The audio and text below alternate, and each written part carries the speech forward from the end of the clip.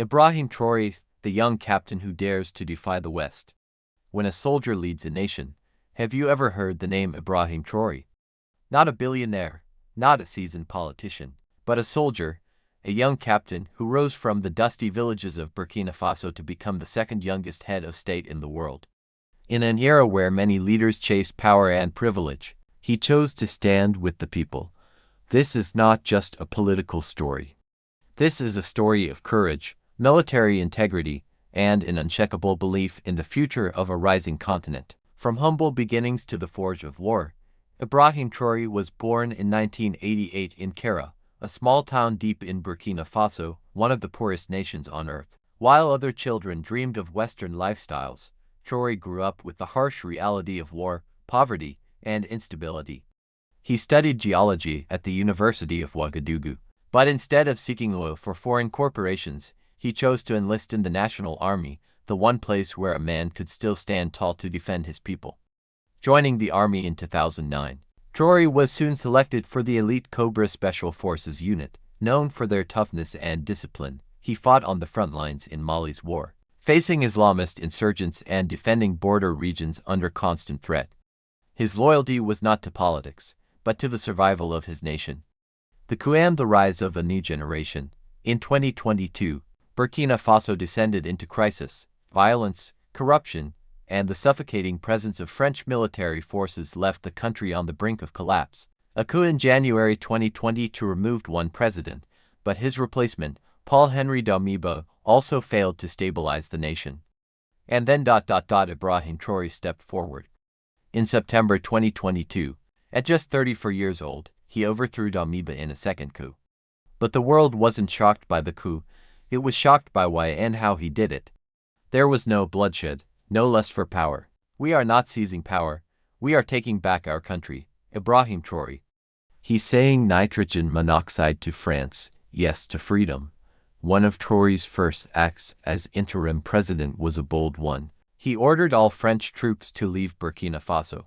He openly called out what many leaders feared to name: neocolonial control, exploitation of African resources, foreign military presence disguised as protection, no diplomatic dance, no soft words.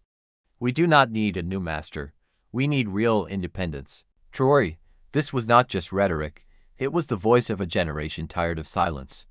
My people need hospitals, not mosques. Another act that drew global attention was when Qatar offered millions to build 200 mosques in Burkina Faso. Traoré respectfully declined. My people don't need mosques. They need hospitals. They need schools. He wasn't rejecting faith, he was prioritizing life. When questioned, he said, faith won't feed a malnourished child. Prayers can't replace medicine. One choose my people. In that moment, he didn't just lead as a president, he stood as a protector of dignity, logic, and humanity. The Alliance of Sahel States, a new chapter for Africa. Traoré wasn't just fighting for Burkina Faso, he saw the bigger picture. Together with Mali and Niger, he helped form the Alliance of Sahel States, a historic move to promote self-reliance, mutual defense, and a break from foreign dominance. We don't need the EU to protect us. We need to protect ourselves, together. Under his vision, a once overlooked nation became a symbol of African resistance and renewal, a leader forged by struggle, not elite education. Ibrahim Traoré didn't graduate from Harvard. He wasn't raised in Paris. He didn't grow up in villas. He came from a land of dust, blood, and silent tears, and maybe that's why he understands reality more deeply than most. A country cannot thrive when its people are starving. A nation cannot stand tall while foreign forces pull its strings. Traoré isn't left-wing or right-wing. He is simply the voice of his people. Say his name, because he says ours. The world may not yet know the name Ibrahim Traoré, but history will remember him, because at 37, he chose not to bow, not to compromise, not to stay silent. He chose to rise for the voiceless, the forgotten, and the future. And that, more than titles or power, is what defines true leadership. If you believe Africa deserves a free and dignified future, if you believe young leaders can change the world, if you believe truth deserves to be heard, then like, subscribe, and share the story of Ibrahim Traoré. Because we need more leaders like him, and more hope like this.